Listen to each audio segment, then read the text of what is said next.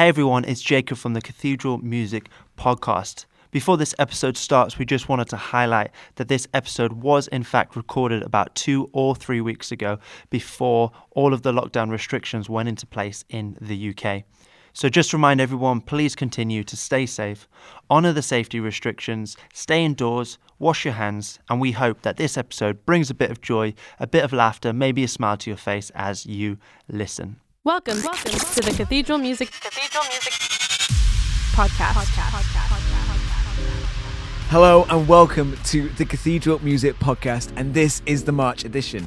It's Josh here, the sun is out, March is here, summer is just around the corner, and no one knows that more than Chris Howland, who's written this absolute summer banger. This is All My Love. I'm so ready for the summer now. That is a brilliant, absolute summer banger. It's got a real sort of Jonas Blue, Alesso, or even, back to those mid-2000s Eric Prydz kind of dance vibes to it. It is brilliant and one we really think you should add to your playlist. But now, let me introduce you to the team that make it all possible. To my left is a guy that has spent the entire week in self-isolation. Nothing to do with the coronavirus, it's just because the melancholy nature of his Enneagram Type 4 has left him to a silent state. That's my favourite intro you've ever done for me. Thank you very much. It's Mark Wakefield. Hello, I'm Enneagram 4. Hello. I'm feeling very emotional and fluffy today. Hello. And to my right, it's the ethereal presence that is constantly ruminating. It's Jacob Kemp. Hello everybody. How you doing, buddy? I'm fine, thanks. How are you? I'm not bad. We got a great episode for everyone, right? We got man. Chapel coming later. Super excited to have a chat with them. We've got Hulvey as our Horizon artist. We'll be celebrating the work of Lauren Daigle, and we'll be sharing some amazing singles with you. But talking about amazing singles, I, for the first time, Mark, got to hear Amongst Wolves in their new lineup. Hey. And I was blown away. So I saw you perform with Dan, who's the new vocalist. Yeah, heck of a voice, right? Incredible voice. He really complimented the band straight away. I mean, Defender was that is a brilliant big song. And Golden, that was stuck in my head for days afterwards. That line, I'm worth my weight in gold, just kept circling round my head, and that was brilliant. And you guys are going to be releasing that soon, hopefully? Yeah, May 1st is the scheduled release date so far, yeah. May the 1st. Talk us a little bit about the process. I was really interested, how Defender came about and Golden and what the process was for you guys. Yeah, so we went, when Dan arrived with the band, we went under a kind of a big change in terms of our sound. We wanted to go kind of keep that rocky edge to it, but go certainly closer to the mainstream. And Defender came about because one of the producers who works here, a guy called Geek Boy, he had a track for one of our grime artists here, and he kind of said, "Oh, they're not thinking about using this. What do you guys think?" We kind of checked it out, and we were at the start. It feels like, oh, this is super outside our comfort zone. But Dan really led the charge, no, I can hear this. It's bring me the horizon kind of thing. And kind of, okay, man, after a little bit of pulling tug, we were like, cool, okay, man, yeah, we trust you, go for it. And he came back with this absolute big track, and it's one of our favorites to play now for sure. So you kind of gone from that grime track and you've translated it into quite a heavy rock song as well within there, and but it carries the sort of the stem effectively of that vibe together, and it's this big, accessible, powerful song. I absolutely loved it, and I can't wait to hear the studio version, man. Me too. It's gonna be fun. But talking about studio releases, Jacob, sup? We had a Brightline release in the last did. few days. Purpose jinx. Purpose came out on March 6th. Sorry, we're not in year 5 anymore, are we? I'm just thinking you did the same joke I last did. episode, man. Jake. Maybe you are in year 5, Jacob. Well, Mark's actually the one who writes the jokes, and he actually wrote that for me, so I'm going to immediately put the blame on to him. You're welcome. So Purpose came jinx. out. So Purpose came out on March 6th. So a couple of weeks ago, we were really excited by it. It's not completely, but it's a bit of a genre shift for us. I think a lot of the time we could call us indie pop, but this time we've just written a pop song. We referenced a lot of like some Maroon 5 for this, and alongside it, we're doing a campaign. So if anybody's listening wants to get involved, we're doing like a Kind with a Purpose campaign. If you love your mum, if you love your girlfriend, if you love your postman, buy them some flowers, buy them a chocolate bar, and tell them why you love them. Kind with a Purpose. That felt like a proper plug, but It was a plug. But there hey, you go. we've given you a microphone, man. So And it's, I'm it's here. on It's us. Free to fully on take. Yeah, we made the mistake. Just don't say jinx again. Oh man, but we've had a good time as Cathedral. Just before we released the last episode, we actually breached the 500 downloads mark, which I was not expecting to do, particularly when we're a niche market within a niche market. Like, layers of niche. I think only 300 of them are like our own downloads. That's really good. It's cool. So 500 downloads before we expected to, which is pretty cool. But do you want to know something kind of weird and crazy and kind of really funny on top of this as well? So not only have we got 500 downloads, we actually charted on a podcast chart. What? Okay. Yeah, we actually...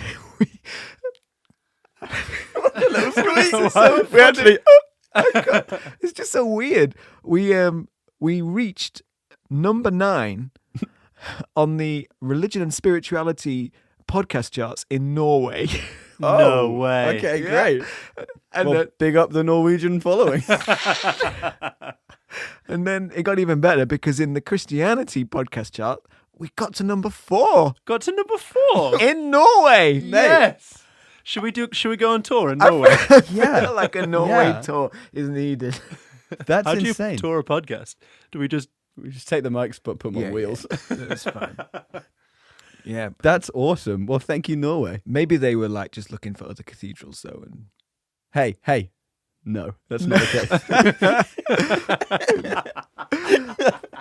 But we're doing all right. We're doing all right, and we've had a nice bit of feedback as well from some of the fans. Hannah Planner wrote, "Cathedral Music Podcast is the light-hearted and informative Christian podcast I've been searching for, with fantastic depth of knowledge and clever devotion to, enthusiasm for musical artistry. Mark, Jacob, and Josh have created a space where sacred and secular lines blur, and creativity and excellence are championed. Next episode now, please." Wow. Well, here we are recording it just for you, Hannah Planner. I Thank you. sincerely hope that's genuinely a second name, Planner. Would that be amazing?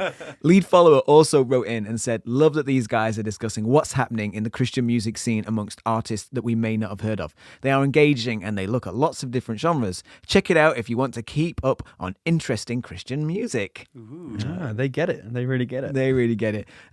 This next review gets it, but maybe not so keen on you, Mark. Oh, no.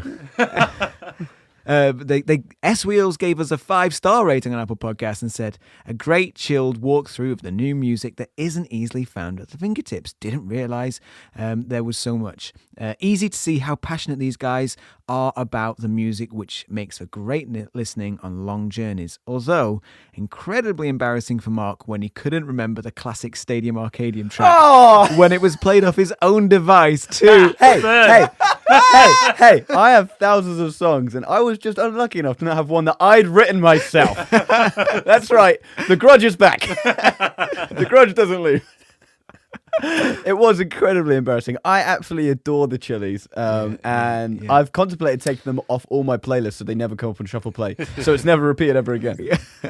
Like Hannah Planner, you can also leave a review for us on Apple Podcasts and Castbox.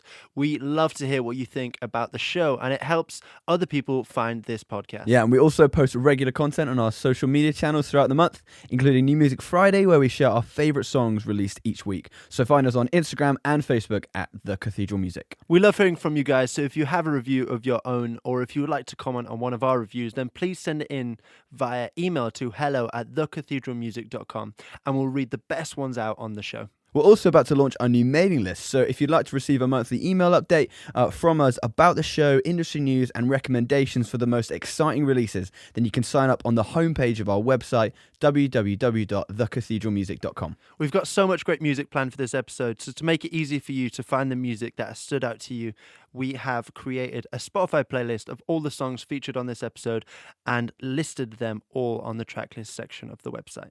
But now let's kick off. This is the standout track of the month. It is a brilliant, creative, interesting track by Beach Chapel, who will be joining us after the song for an interview. This is Dropkick. So that was Dropkick by Beach Chapel, and we are very pleased to announce that we have got Beach Chapel, aka Adam, and producer Samuel with us live now from California. How's it going, guys? Hey, it's going great. Yeah, fantastic. Guys, this song is phenomenal. It really, really caught my attention. I mean, Adam, you sent me a link and you said, "Be aware, you may hate this." We kind of got a bit weird with it. That's so intriguing message to get. Like, that's so good. Yeah, I was like, I cannot wait to hear this. And honestly, since I've heard it, I'm like, guys, you need to get weirder, because this is, when you go weird, this was brilliant. It'd be so cool to hear some of like the creative story behind this and the process that you went with to sort of effectively get weird. Yeah, this one was funny. Sam has a project called Victus. It's a Victus. And we wanted to do a collaboration, and Sam was kind of in between going with Victus or just kind of continuing to launch his name as a producer. But we actually kind of talked about that a lot. Like, what would that look like? And one night he sent me over just bass riffs, a couple options, a little bit of like synthesis behind it. And I heard one, and I just started writing it to it. And I heard just the verse, like, na na na na na na na na na, just a weird melody in my head. And we went over that.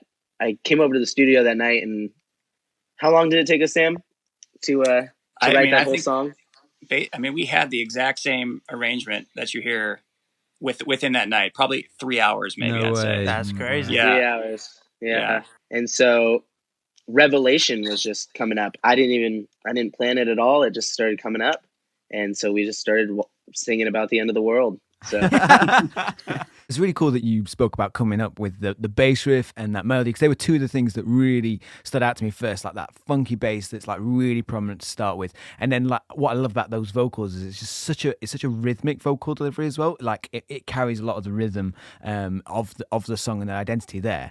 There's another really key part that I absolutely love about this that I'm really intrigued about. I know it's cool, and I know I probably should have checked out what it actually means before we played this on our podcast, but the French vocals, what are they actually saying in that? yeah, they're saying they're saying a good amount of things. They're saying he's coming back on a white horse. He is Alpha Omega, King of Kings, Lord of Lords. And so it's just kind of winking at Revelation. That's awesome. When I say I see you, I'm going to butcher the French. It's "au revoir," but it's I see you. She's just reiterating it.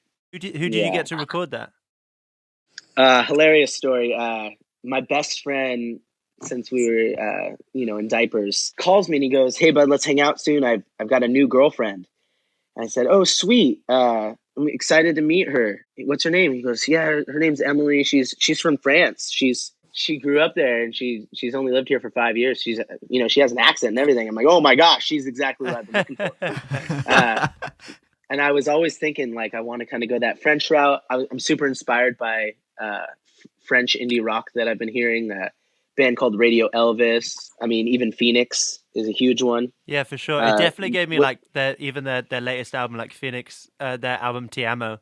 Like I get a lot of that kind of vibes from that. Like, and that's a total compliment.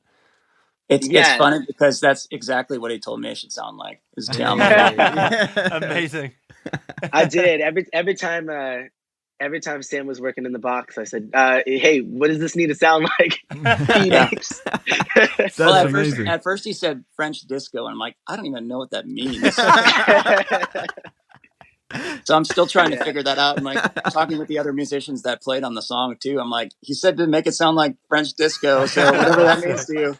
It was funny. I was laying up at night and I was like, what, how do you encapsulate French disco? How do you bring people back to like the Berlin Wall falling, like all that crazy stuff, underground stuff that was happening. And I heard rototoms. Yes. Amazing. You need rototoms. And I told Sam, I sent him a text. I said, rototoms. And he's like, what? I don't know, man. And then while we were tracking him, he looked at me and it was just like, yeah, this makes sense. That's awesome. Jacob, mate, great ears. There's some fantastic ears.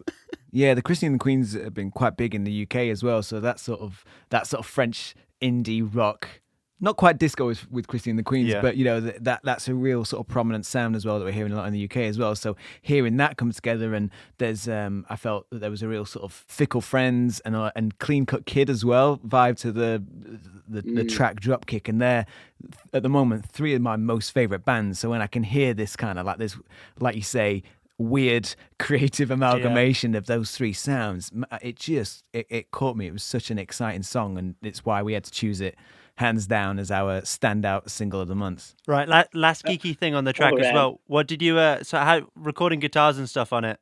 How did that go about? What guitars did you use and amps and stuff? So I think so we had our friend Kieran come and play guitars for that. And I'm like, I'm pretty sure this is going to need a Strat. Yeah, because it sounds like a Strat.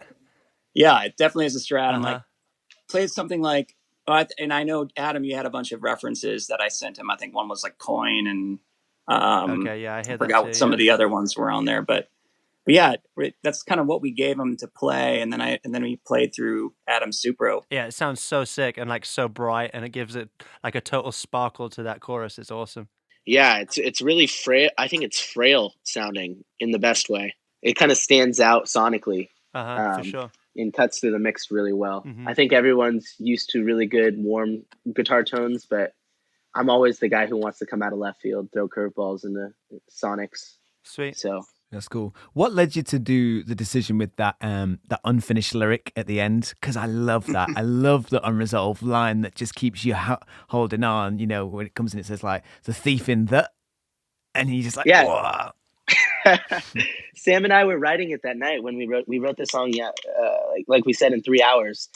And while we were writing it, I said, "How do we wrap this? Like, how do we wrap this song? Like a thief, like a thief, like a thief in the." That's it. That's what I said. That's amazing. That's He amazing. said, "Whoa, because that's how he's gonna come. Yeah. It's like a thief in the night." And it says in Matthew, it talks about this a little bit. Or no, it says in Revelation 16:15, "Behold, I'm coming like a thief. Blessed is the one who stays awake and keeps his clothes, so that he will not walk about naked, and men will not see his shame." So I just think that was just a perfect way to wrap it. I think it made people think.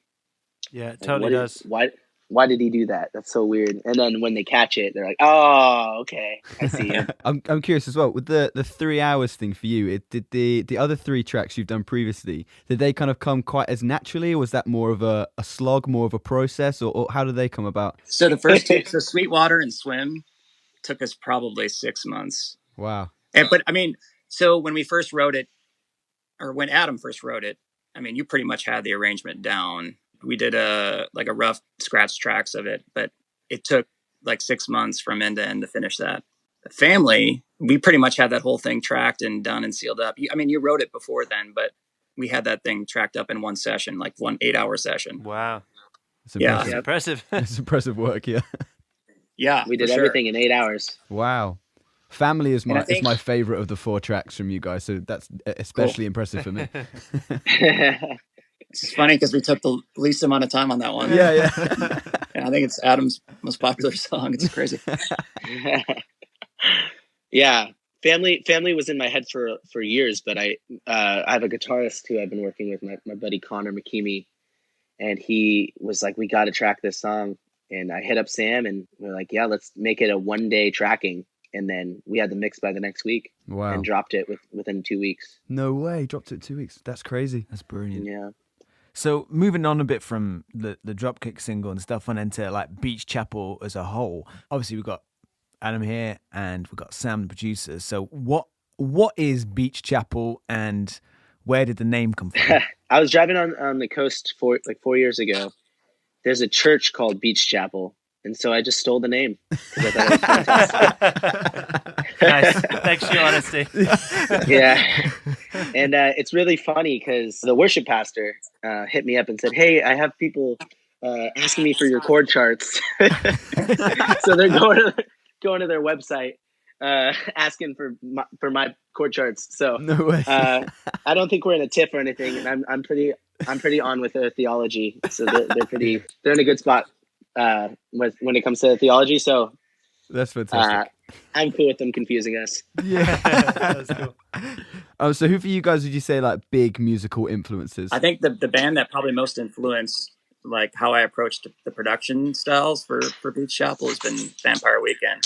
Okay. Especially that last record, like how I used reverb and I mean Adam and I were like huge fans of that one, and it came out right when we were tracking the first couple of songs, Sweet Water and Swim. But I mean growing up, I mean even now, like Beach House, Radiohead. I like a lot of shoegaze actually.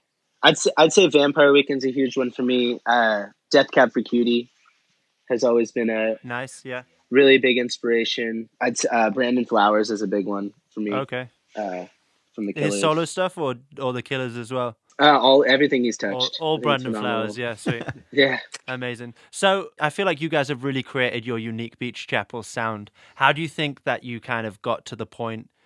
You said it took 6 months to make your like first couple of tracks. How do you think you kind of got to the point where you were like, oh, this is it, we've found the sound? I think the sound already kind of had been brought up in me since I was a kid. I think that God was kind of prepping me for Cool. that. He told me to do this stuff, and I didn't know what to do with it. And I knew what kind of music I write, and I knew that the church probably isn't going to sing it on Sundays. It's not one of those sounds. It's not easy to sing. The melodies are a little more complex, and I just think he's been prepping me subconsciously. Like it's been through this music that I've like kind of twisted my ear towards, and I think he's slowly been kind of walking me through stuff that I would like and be inspired by, and then I met Sam on a stage, and I think he said run with it. And I'm not sure we've ever had the revelation like this is going to be the sound. Yeah. Like Adam presented those songs, and we're just kind of taking it where the songs led us, really. So I don't know if we have we found the sound yet, but I don't think we'll ever find the sound. I think when you've said you found the sound, you've reached the apex. Like you should probably stop then. Yeah. I was really intrigued about your thoughts on the idea of the Christian music industry and how important community is within it. Yeah, it drives me. If this community didn't exist, I probably would have stopped it at the second song. I've had a lot of encouragement from Stephen Lufkin. He's Lovkin, Lovkn, Lovkin. Yeah, I mean, we were having coffee in Arizona one day, and he said, Bethel and Hillsong and whatever else, all these bigger worship groups, they're doing awesome stuff, but they don't have to rely on each other. Like they don't have to like network with each other to like get tracks done for cheap because we're all broke and we're not making money. And maybe God wants us to rely on each other right now, because when money's coming in, and everything you need is there, then you don't have to rely on each other. And so I think God's trying to keep that there for a while. So we realize how important it is to lean on each other. People like Steven, the guys from Isla Vista, the Rivers and Robots guys, like they're all pretty on the same page when it comes to the Ecclesia guys. John Webster especially, he's a very huge supporter, and those guys have all crashed on my couch at one point or another in Oceanside. Yeah. So I guess for you, it kind of sounds like it's been quite a natural journey to include God and faith in your music. I think for some artists, they can often feel like the pull towards more secular stuff. But for you, it sounds like it's been a really natural process that kind of your story of faith and your story with God has kind of come out through your music. Yeah, I think God's master musician, and we just need to respect that and give him something different every once in a while. I think he's a strange person.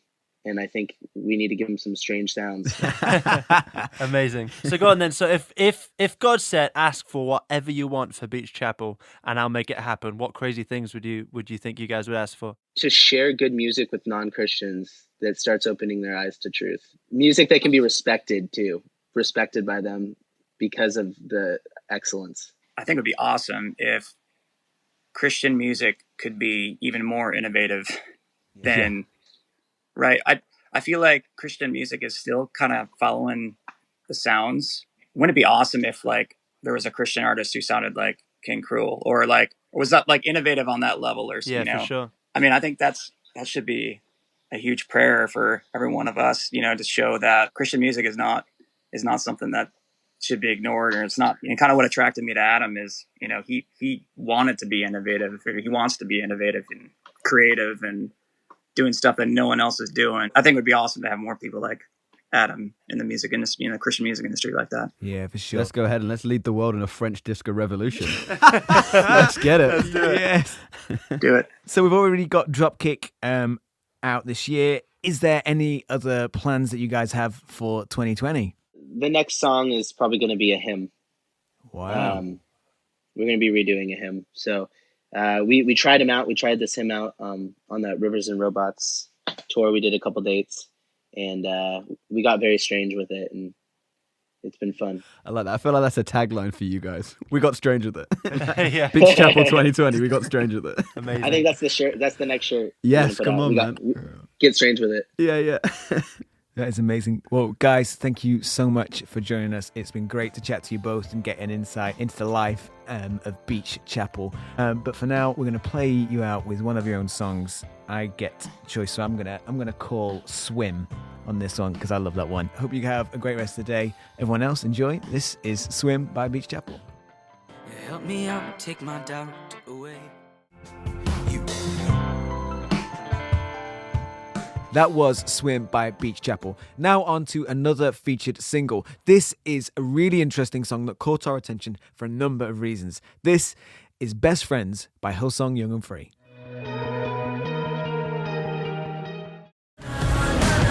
Okay, this song absolutely needed to be talked about this month by us. As far as I'm aware, it's probably the first track that Hillsong or a Hillsong entity have released that's not been written for the purpose of congregational worship. Yeah. How much of an important moment do you think this is, Mark, for what Hillsong are doing and the changing direction maybe that they're taking with this approach? I think it's potentially huge because they're enormous in the Christian culture. Like, they have such a huge following just from Christians alone, and to branch out into this, that it's certainly not a secular song, but it's certainly much more relevant. And Young and Free have always tried to be, I guess, more relevant and more appealing to youth culture, but this was like another level where it was kind of this almost had like a boy band kind of pop rocky vibe to it, and then with these massively relevant lyrics that speak directly into youth culture. It was awesome. I was so surprised. When this came up on the Cathedral Music WhatsApp that we were going to talk about this. I was like, okay, Hillsong Young and Free and a song called Best Friends.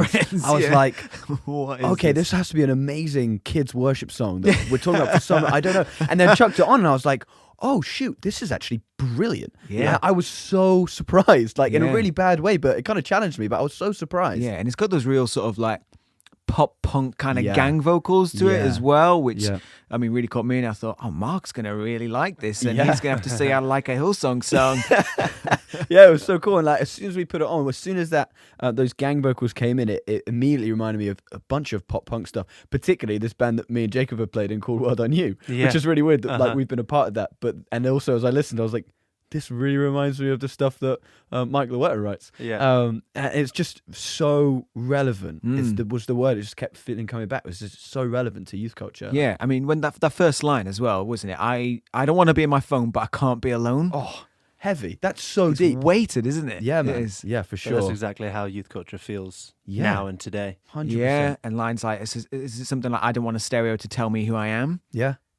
And again, it's massive. And to think that this has been written by, again, a worship team, it is awesome. And one of my favourite moments as well, in terms of being relevant, was when they did the Bob Dylan call out. They said, Dylan's right because the world's changing. It's like a calling out like that. Again, massive. In terms of youth culture, rap is massive. And in rap, you always call out people who've referenced stuff. Oh no, okay, it's not a super relevant reference being Bob Dylan, but the fact that they did it, I think is so cool. And it just adds to that whole feeling of that complete and utter just relevance. And it was just, it really, really kind of blew me away, this one. I think it's a really brave move from them as well, because we've seen Hillsong pivot over the years. We've had like the classic Hillsong worship, the sort of congregational stuff that we know. United came along in the 90s with a slightly more alternative approach. Mm-hmm. And then United started doing like studio versions rather than the live recordings. We saw them do remix projects. Then Hillsong Young and Free came along to give a bit more of a fresh, youthful, energetic approach to congregational worship. So we're seeing them do these pivoting moments. But I think this could be another one where they say, here's all of our equipment, our knowledge, our reach, and our skill and our quality, and let's try and shift it a little bit to write something that can be played in any context and appeal to a lot of young people. Yeah, for sure. You could easily hear this played on Radio 1. Yeah. And so, I mean, it's exciting, and hopefully it is maybe a genre switch in the sense of like maybe we're trying to push into, we talk about, you know, a lot of the secular and divide and all that kind of stuff, but maybe they are actually just trying to write some songs that they're like, let's get these songs played on Australian radio, or even reaching further maybe to start jumping into the Billboard charts, and songs that speak life and songs that speak truth and songs that speak hope, rather than a lot of the other songs that are out there at the moment. Yeah. And again, with these like new kind of interesting different vibes we're seeing them reach out to like, was like reaching out demographically and branching out into new kind of sections of young people that Young and Free maybe wouldn't have been able to get before, wouldn't have been able to reach with their music and their lyrics and their heart. That now maybe there's kind of an argument to say, well, maybe they can reach more young people, and not for plays and hits, because I'm sure that's not where they're at. Like, these guys are fantastic at what they do, and so these guys will be getting that music in more ears to hear this stuff that, again, I feel like I'm saying it all the time, but all these such relevant lyrics into so many more ears of people who need to hear it. Yeah. And what's really interesting with it as well, I think, is that they actually have released a live version alongside it. Yeah. Which is crazy, because we're talking about this song that's not been written for a congregational purpose, and yet they still have a live track with it showing that people will still sing along to it, which I think flips on its head this idea of contemporary Christian music and what the parameters that we place for a congregational song and what people will and won't sing along to. They sung along in mass to that one. Yeah, and again, you can because the lyrics are worshipful. Like at the core, they are songs about God bringing an identity and saying, you know what, thank you, Jesus, that I'm not defined by my phone, by my friend list, by the music I listen to, by anything. But I'm like, we want the truth is essentially what the chorus says. Yeah, exactly. That's amazing. Like, what a heart to be like. You know, it's like singing these songs that sometimes you sing songs of worship that are songs of truth, and sometimes you sing songs of like, I want to be at this point. You know, I want to be at this point with my relationship with God, and this is one of those songs for me. Yeah, it's a brilliant song that has caught our attention and that I've struggled to stop playing, actually. But there is a whole host of other songs that we've been loving this month. Here's a little mashup of some of them that we think you should be checking out. The Cathedral Music Podcast. It's now come to that time in the show again that we all love. It is Shuffle Play. Shuffle Play is a game where I take control of the contestants' phone and their music library. I will then press shuffle, and they have to guess the name and the artist of each song that comes on next, but they do not know which it is. There'll be 30 seconds to guess, and then afterwards, it's a great chance for them to give a bit of an insight as to why they like that particular artist. So, returning to the ring after his defeat the first week, and therefore his expulsion in the second one,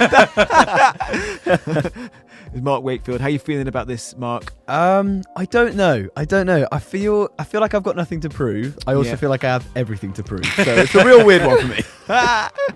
And in the other corner, we have the undefeated, the reigning champion, the undisputed, The king. the king, the Floyd Mayweather of the podcasting quiz world. It is Jacob Kemp. What's up? Let's do this. Jacob, how are you feeling about it this time? You look quite nervous. I feel sick to my stomach. No, I have The stakes are high. I have sweaty palms. I'm nervous, but let's do this. Right, so Jacob, as the defending champ, you do get to go first. Okay. But there's an also added pressure on you for this episode, because last time Mark did the opening jingle for Shuffle Play. So this time, you carry the burden of that one as well. Jacob, this is your Shuffle Play jingle. Go. Shuffle play.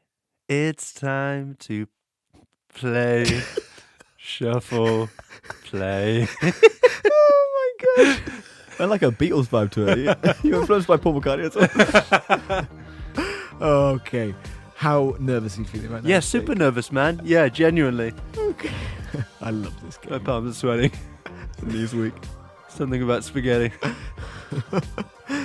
Wouldn't that be amazing if that was the song that came on now? Right, Jacob, I have your music library, and I am going to play Shuffle on the first one. Here we go.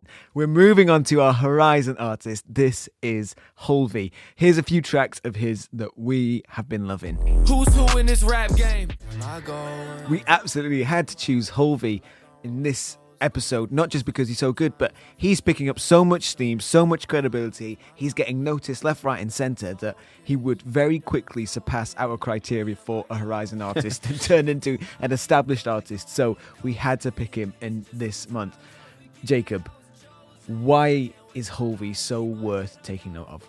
I think since his first release was last year, it feels like he's really making moves and noises already. I mean, it's literally only been a year, but already he's got a few singles out. He's got a couple of EPs, and he's really just doing well for himself. The fact I think he's been noticed really quickly, and it's probably the help of Reach Records, and we've already talked about them in previous episodes. Like Andy Mineo signed to Reach Records, Lecrae one day, and it really shows that our seminal artist of last month was Lecrae, and it shows how much influence that guy has for himself, and how much Reach Records is helping give a initial leg up to loads of different artists. Because his first release was in January 2019, so it's barely over a year ago. Yeah. And he's making so many huge waves now. And his second release, Motions, has now amassed over 400,000 streams on Spotify, which is crazy big. And to be fair, may expel him from being able to be a Horizon artist, actually, for us. But yeah, he's doing incredibly well. And to have been on this journey in such a short amount of time, Mark, is quite an impressive journey of artistry. Yeah, for sure. I mean, like I said, this guy has been doing music for such a short amount of time, like releasing it only over a year, and he's made such massive strides, like all over all his projects. Like this guy's got a real clear vision. He knows what he wants to be doing. Like the voicings on all of them are really clear, and the evolution of it is really exciting. And I think, again, as a Horizon artist, we really are looking forward to what these guys are doing. And Hulvey is one of those people that kind of looking forward to more and more projects. Like this guy's going to go real far, and I'm excited to see what that is. Yeah, Jacob, some of the musical stuff and production elements that really stood out to you with Hulvey? Yeah, for sure. I think one thing I noticed a lot with Hulvey, I feel like he's got such like a raw talent, like just his whole persona, his whole rap voice. He's like 2021, and already he's got this voice, and he's got so much to say, and even some of the tracks on Prelude I think are absolutely fantastic. Ready or Not and Underdog Freestyle are like genuine, like sick tracks. Like Underdog Freestyle has that kind of Tom Ford, like really sub bass, it's like a tip to one of Jay-Z's tracks, and it's like a really, really dirty track. Ready or Not is just an absolute banger, and I kind of like that these tracks are so short, and the EP being called Prelude, it's like there's something coming next. I'm just getting you guys ready for this. So I've got like Underdog Freestyle is literally, it feels like him freestyling over this like really dirty beat. We're going to chat about one of his records, Broken Heart, later on, and he's got a documentary goes along with that. And I think this first EP Prelude is produced a lot by himself and some close friends of his before that whole Reach Record thing really kind of steps into another gear. One of the things that really stood out to me is his range. I think when you listen to some of the stuff, he's got like the ability to rap, and some of the ones like Underdog Freestyle and Roller Coaster, he can go really fast with his rapping. He can do that sort of like mid-tempo range rap, but he's also got the sort of that more melodic, singy element to his songs, which therefore can add and combine hip hop and R&B, which made me think he kind of stands out a bit of like a Brockhampton or like a Post Malone kind of guy, and fitting into that crowd, which is really seeming to take off right now, which I think means that there's quite a big platform for him. And it's obvious to understand why he's getting such attention at this moment, because his music's really fitting in with the genre. Yeah, for sure. I think he only has like one feature.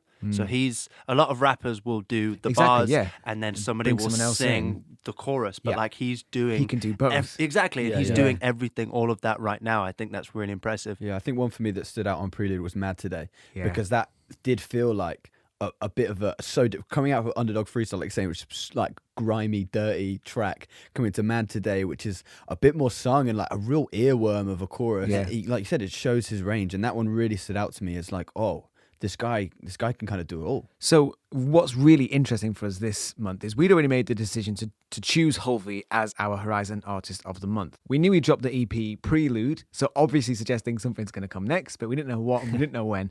And then Broken Heart drops, and it just captures all of us. Yeah. And we were under no doubt that this one has to be our sit-down record of the month as well. So our Horizon Artist is also the person who takes home the sit-down record of the month. So it's the first time that we've been doing the podcast where we give someone 2 awards in one because they're standing out so much. Broken Heart was a real step up. I think it's really clear as well with this. You can see the Reach record influence on this one, right, Jacob? Yeah, for sure. I think not at all that the production was bad on Prelude, but it's like a whole nother level there. A song is different when it's over 2 minutes, and you agree with that, Mark, with that, songwriting, like you have to have a whole different dynamic when it's, 3+ minutes, 1 minute 20, 2 minutes. You can keep someone's attention. And this one every song is over 3 minutes. Is over 3 minutes. Well. Yeah, exactly. So they've had to approach all of the songs differently. I really like a bunch of the tracks have guitars on. Yeah, and you don't hear a lot of guitars on in hip hop at the moment. No, I think that's like a really cool, unique thing. Maybe it's the producer that they've worked with, who is a guitarist, and they've decided to go that way. But I think it's really cool. And also not just not using standard guitar tones, but like motions. The guitar tone on that is so interesting. Yeah, like if that came on any other album, I would be as interested in this because it's so unique and it fits the song perfectly. And I think that's again showing that creativity and that kind of like, cool, I can do this. I can do all this stuff. Yeah. You go back through his releases, Motions was originally released, and then they've done it again on Broken Heart. Yeah. But I think it sounds like the guitars are even grittier. They're even dirtier, and they're even more like rockier guitars. So even with a big rap production behind it, they've intentionally ramped up the guitar effects on those songs for someone to rap over. Yeah, Motions, I think, is my standout track for this EP. We've talked about like that raw rap talent, the guitars, the verses are so tight, the fact that his flow keeps switching up, and again showcasing his singing, and the production with all the instrumentation when it comes out, and then it hits really hard when the chorus hits. Other little production ear candy when all the vocals pan quickly from left to right. I think there's just lots of moments for the listener, lots of moments for people who are listening, for those, that ear candy that people like, because it switches up a track. Yeah, I like the total opposites as well. You had the gritty guitars, but at the same time a very well produced electric drum kit. Yeah, 100%. And then, you have that at the beginning to create the energy and the drive, and then at the end it switches to an acoustic guitar to sort of create a bit more of an emotional kind of softer outro, which then sort of slowly sort of peters out and goes on for a bit, which is really interesting switch. And in that, I think he does have that big dynamic between really hard-hitting songs, but there's also some more mellow, almost, I mean, you wouldn't really call them ballads, but those moments, and I think Anchor is definitely one of those, and the chorus from Cold Water, I think there's lots of those really kind of ballady type moments on the record. For me, the thing with Cold Water was the one that stood out to me on the EP, because there's a moment just before the second verse where he just talks. For a small moment, he kind of like drops the flows and just talks, drops some big theological stuff, and then just cracks on and gets straight back to it. And I kind of like went back. The first time I heard it, I was like, that was like beautiful. I was like, and it was placed perfectly because again, you come out of like Damascus emotions that are like pretty hard, and then like they kind of mellow out, and then Cold Water comes through, and then there's just this beautiful moment. I was like, it's so well placed, and again it comes back to that thing I was saying, like, that vision that he's really got over these projects, that these aren't just, it doesn't feel like he's just got 6 tracks. It feels like there's a vision, it's a project. Well, for sure. And I really like that there was the 2 tracks together in that. So you obviously mentioned that question there within Cold Water, and then If I Gave It All, is a long, basically a monologue effectively of him talking through the questions that a lot of us challenge, is like, can I actually trust God? As in, you say you trust God, but how am I, it's generally asking the question of how am I going to eat? How am I going to, feed the kids and look after the family? If I jump in with 2 feet, are you going to leave me stranded? Am I going to be struggling here, or will you do this? So he has that big question, and then it's followed up by the song Everything, where he then resolves with talking about got to give you my everything, which Yeah. is a really interesting journey. And, we spoke a lot about track placement in the past, Mark, didn't we? And that's a really interesting journey in that, about the intentionality of the listing in this track and the journey that he takes the listener on. Yeah, exactly. And I think that he has done so well with that. It doesn't feel like a bunch of songs just like, oh, these are all singles, we'll put them all together, but it feels like a project that is created. And I was listening to it on Apple Music, and I realized that like side by side with this, he's released it as like a visual album. So every single song has a music video, sort of tells a story as he's wearing, the same outfits from one music video to the next to tell that it's a continuation from this to that. And he gets in the car at the beginning, the first music video, and he's in the car at the end to see he's going on his way somewhere and leaving. So I think they've thought more about than just the listener. They're like, let's get this visual representation of this also. Amazing. I also feel like, again, with Broken Heart as well, I feel like it's a lyrical step up as well in terms of boldness, in terms of faith levels. Sure. Like the lyrics here are just so much bolder. Again, like you talk about posing those big questions, having a whole song dedicated to a question of what happens if I give God everything. Like that's a massive concept to deal with, and something we didn't necessarily see him tackle so much on Prelude, but as he's come on, the thing we're building up to, he's got so much bolder, and I really hope that more stuff we see from this guy is just the more exploration in that, because I think it's rare to see one song dedicated such like an apologetic style question, and I think that's a really interesting thing to explore, particularly in the genre he's in. Hulvey has really stood out to us. We have loved this record, which is why it is our sit-down record of the month. We highly recommend you go check it out. If you don't know where to find it on our playlist or on the track list on our website. But we are now going to give you a little bit more of a taster. Here is Motions by Hulvey. We're now moving on to the Seminal Artist section of the show, where we get to celebrate some of the creative works of brilliant minds in the industry who have shifted the boundaries by creating some inspirational creative music that explores the themes of Christianity and God and faith. Today we are celebrating the work of Lauren Daigle. She has released some incredible hits that has amassed huge amounts of plays on Spotify and Apple Music. She is becoming a household name in the States and is now venturing over into Europe as well. These are some of the songs that you may know her for. That is Lauren Daigle, and I'm sure a lot of you will have recognised some of the songs in there. Now, before we go any further, we do have a 5-year-old boy in the studio who can't get these jokes out of his head. So Mark has been unable to refer to Lauren Daigle without calling her Lauren Bagel. Yep. It's a bit of light-hearted entertainment that gets me through any hard day, think about Lauren Bagel, as you say. It's great, Yeah. So we have set him the task to see how many bagel-based puns he can fit into this review. You can count in, and we'd love you to send in as well any more that you might have that Mark has missed. But anyway, let's move on and talk about her achievements, because her biggest single on there, You Say, has achieved over 200 million streams on Spotify, which is a huge amount, right, Mark? Yeah, I mean, you can Sesame see what she's been doing. Like, she's got all over the place. I'm no longer thinking about what I'm saying, just thinking about jokes. People will pay anything to get into her gigs, and pay like a dime or a pump a nickel. That's the type of bagel, apparently. And like, she's thinking about this grace that can free us all from the cinnamon. The cinnamon. So good. Anyway, Lauren Daigle, one artist. Okay, let me try asking that question to Jacob instead.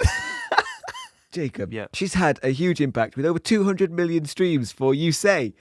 That's a huge amount, right? Yeah, it's a massive amount, and I think she's having a huge impact across, like you said, Christian culture, but it's really also spread into other areas, hasn't it, Jacob? it's spread over into Philadelphia. and other places, other places across the US and New York. Oh my gosh. Oh no, you're killing Josh. Oh, stop it.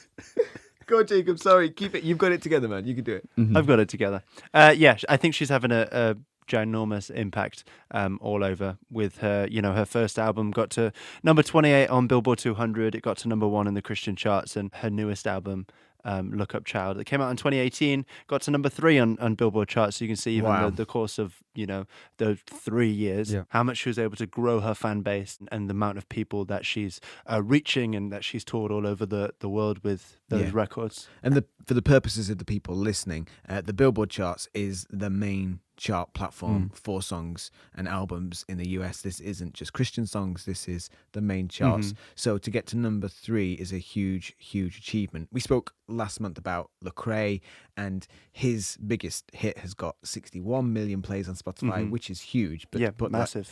But it shows the impact that this song, You Say, has had, because it's got over 200 million plays. I mean, one thing that also, with You Say as well, I found out recently, it's the longest reigning chart topper on Billboard's Hot Christian Songs by a female, and it's 57 weeks at number 1. 57 weeks. That's mad. So her first album was good, and I think to place a little bit of context in it, Lauren Daigle obviously started off largely leading worship with passion. Just to clarify that, I'm sure she's still a passionate worship leader, but passion... passion. She used to lead worship with passion. No, she's more apathetic.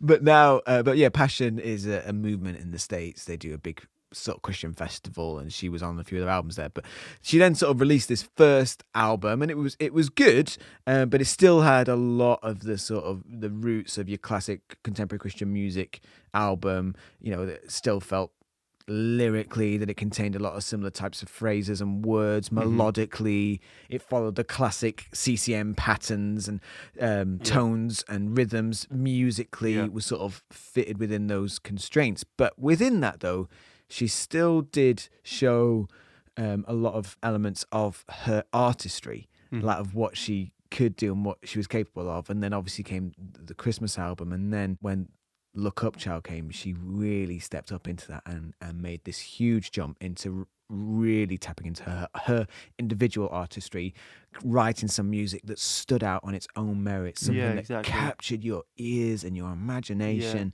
And the proof is in the pudding. The numbers speak for themselves. The way this has reached people has been huge through this second album. Yeah, for sure. I mean, the fact it won 2 Grammys, Best CCM album, Best Christian Contemporary album. You Say won a Grammy for, Best Christian Song. And nice, I mean, after our conversation last month, it's really nice to see someone new coming through and winning. Yeah. I really love the sound of her voice in that track. I think it's great. But I mean, even with this album, she charted not only in the US, but this was the first time she charted all over the world. She charted in the UK, she charted in, I think, France and in Scotland and Canada and in a few Scandinavian countries as well. And last November, it actually went platinum. I mean, you have to sell hundreds of thousands of copies for an album to go platinum. And that just shows the growth from album 1, like you said, to the Christmas album, to this one, where she's really kind of taken those steps. She's changed the way she's writing lyrics, and she's changed the way I mean, it's the same producers who worked on the first album as this album, but they've really approached it in a different way and gone after it artistically differently, and I think it really shows, and it's a great record. What really stood out to me is an overarching narrative between the 3 main songs on the Look Up Child album was Look Up Child, Rescue, and You Say. Every single one of them carries a similar narrative about effectively the protagonist who is upset or struggling, feeling helpless, and each of the songs carry a message of hope, particularly from a higher presence, a higher being, someone that can, whether it's saying "Look up, child," or like, that I'll rescue you, or when you're saying you've got all these doubts about like when I'm feeling weak, you say I'm strong. That kind of element. Where does my help come from? My help comes from the Lord. It is a consistent narrative, and these songs are reaching out beyond the Christian walls into your regular family homes, and it really hit me that narrative is something that means a lot to people. I think that people are searching for this higher presence, this higher power, this higher hope, because a lot of people are in positions where they feel a bit helpless. It's just down to us as artists to try and find the voice, find the sound that will communicate with them. And Lauren has really done that with these songs, sure. right, Mark? Exactly. Yeah. In Manchester, we work with a youth group at the Message Trust called Sessions, where we work with a bunch of kids, teach them music, but we do like a kind of a youth work bit beforehand. And there's been a few girls we've been journeying with, and we used to play, we still do, play a fair bit of Lauren Daigle in the background when we're kind of hanging out with the young people before we do any of the music teaching. And a few girls who been really struggling with mental health and kind of disruptive family backgrounds and stuff really kind of clung on and really enjoyed a lot of the Lauren Daigle music, and ended up going to a gig she did in Manchester. And they came back, and it's like the 5 weeks on the trot, they all were wearing different Lauren Daigle merch. Like they must have rinsed her stand at the back. Like they were absolutely loved it. And they said a big moment for them was the last track on the album is which is a beautiful rendition of "Turn Your Eyes Upon Jesus." Which is one of my favourite hymns. Those lines in the chorus are unbelievable. Turn your eyes upon Jesus, look full in his wonderful face, and the things of earth will grow strangely dim in the light of his glory and grace. Like that is an anthem for all times, isn't it? Like those words.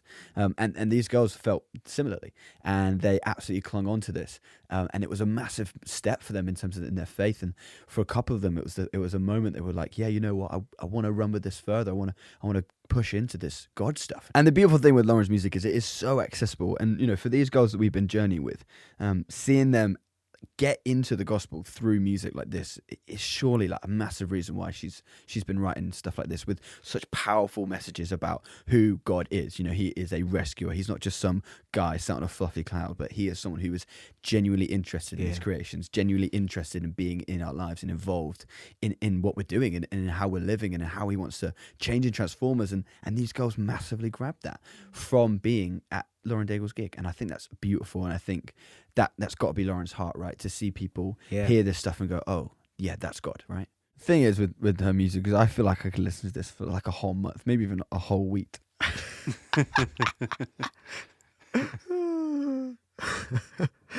Another point. How many points is he up to? 5, 6, Yeah. something like that. Yeah, but they just keep on raising. Raising.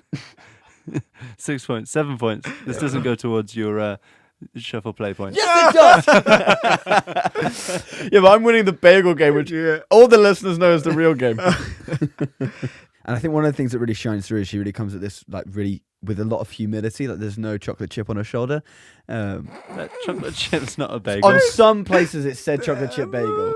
Okay, fine. Okay, I got another. It's fine. Okay.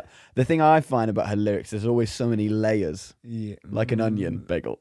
Do you know what, Mark? I think that was a very cheesy bagel line that you just pulled off there. Oy. Okay, let's move on to our next featured single. This is a rocky track with some real grit. It is Out of My Depth by Tina Boonstra. This is a song that's got some real teeth to it, right, Mark? A real punch, real bite. Yeah, really, really enjoyed this. I enjoyed it right from the start with that kind of big Paramore vibes, with the opening sort of real Hayley Williams kind of tone to her voice, right through to all the way to the end with that real gentle kind of whisper, little breakdown.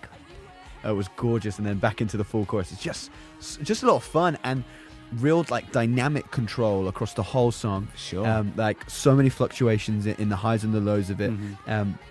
And really well handled and stuff. Even like that first like drop chorus, it's just so cool. Like there's so many elements of the song. We kind of keep listening back and go, oh, that bit's really cool. Oh, that bit's my favorite moment. Oh, that bit's really cool. It's just a good song. Like it's just such a lovely song. And like I said, it's got some real teeth to it, real bite. There's real like passion and kind of almost like a hunger in her voice, kind of this like out of my depth. It's almost, you can feel her kind of be like, I'm out of my depth and I just need something to hold on to here. Like really cool. Really, really cool. Yeah. That drop you mentioned as well in the bridge, I love it because it's such an alternative element to what's going on elsewhere. Yeah. You got these untamed, raw, jangly, bitey electric guitars. You've got, she's got a real character that she adds to her vocal delivery. It's kind of rough and ready and it's coming at you. And then you break down to this bit and it's really gentle, really held back. Really almost proper choral singing as well, like a cappella, and then it punches back in again. The dynamic between that, I love the twist. The pull, fantastic. You think you're going one way, it pulls you in another, and then throws you back out again. It's fantastic. Brilliant production flex. I think it's really cool. And one thing I really like, and you might notice this as well, Mark, like, is how the guitarist actually sort of restrains. I feel like when it gets to that chorus, they could have come on with like huge rocky power chords like jugga jugga jugga that drive it, but instead they kind of sit like really further back. Yeah. And so the vocals like are the ones who shine through, and it's almost the bass that drives the chorus. Yeah, and there's lots of little almost delicate elements to the guitar as well. While, like you're saying, it is just kind of really raw guitar stuff. Like in that second verse, you've got that kind of on-beat piano, and then the second half, you've got these really neat little guitars that I didn't notice first couple of times listening. You kind of figure, oh, there's a little guitar in there. And again, like you're saying, it's a real restraint. I've been like, cool, I actually don't need to be the main thing right now, which for electric guitarists, speaking as one of them, that's a real discipline to learn.